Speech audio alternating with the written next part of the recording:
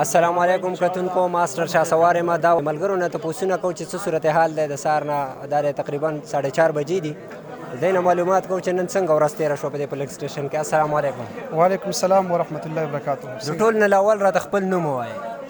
ټول اول خو ستاسو ډېره مننه چې زموږ نه دونه ټیم دې راکړو په دې شارټ ټیم کې. زما نوم عصمت الله دی او زه چارمنګو کلیس تعلق ساتم او اوس کرنټلی چې کوم دی کمپین کوم د پی کې 22 او ان 8 مبارک زیب خان لپاره. صحیح. دلته نن څه صورتحال تیر شو په دې پولینګ سټیشن کې؟ تاسو د سهار نه موجود وئ، نو څه صورتحال د مبارک زیب او یا د نورو کوم پارټیانو چې کوم کینډیډیټ ولاړ دي د هغوی څه صورتحال و؟ ټیک دی شاسور بھائی، نو ځکه اول به موږ بیک ګراوند راولو د دې نن پولیس سټیشن چې کوم زموږ دی. فرسټ اف آل خو زه ډېر زیات ویری تھینکفul ټو سیکیورټي ګارډ او د دیو چې کوم دا سیستم و ماشاءالله ډېر ښایسته په مینه سره دیو کنډکټ کړی او موږ ته هېڅ چې کوم دی دقت او مشکلات چې کوم دی نه دي راغلي.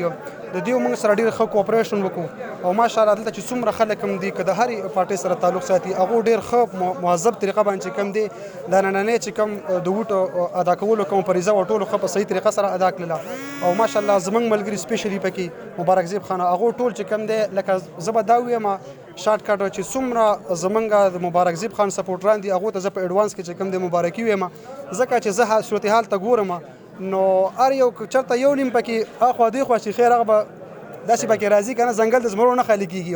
باقي چې کوم دی زیاتر باندې چې کوم دی مبارک زیب سپورټ دی پکې. ستاسو خبره یقیني کېدی شي انشاءالله. زه 100% په دې یقیني یم، 100% 99% هم نه 100% یقیني یم چې انشاءالله جیت به زمونږ یو او انشاءالله جیت به د نلکې او 8 بجې به چې کوم دی دا مونږ منوو د خیره صدا جی ده. صحیح.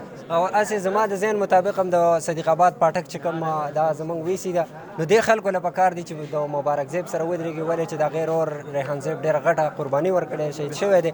په دې موقع باندې به څه پیغام ورکوئ عام کتونکو ته؟ عام کتونکو ته که موږ عام خبره وکړو د باجوړو کې خو زه هر یو کس ځان له ځان دغه کوي سپورټ کوي، خو که موږ یو قوم راولو د قوم نظریه راولو موږ نو که موږ پېښور والا شي مثال په تور لیټ سپوز اسلام آباد والا شي د بلې ضلعې والا شي هغوی به څه وي چې باجوړ څومره کمعقل خلک دی.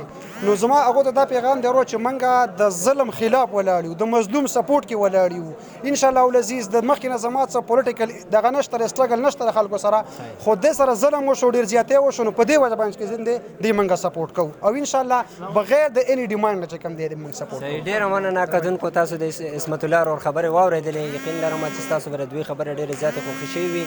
که دا ویډیو ته خلک لیدلې وي نو لایک یې کړئ، مخکې ورسره شیر کړئ. د دې سره ماسټر شاه سوار له اجازت راکوي. د لوی الله په امان.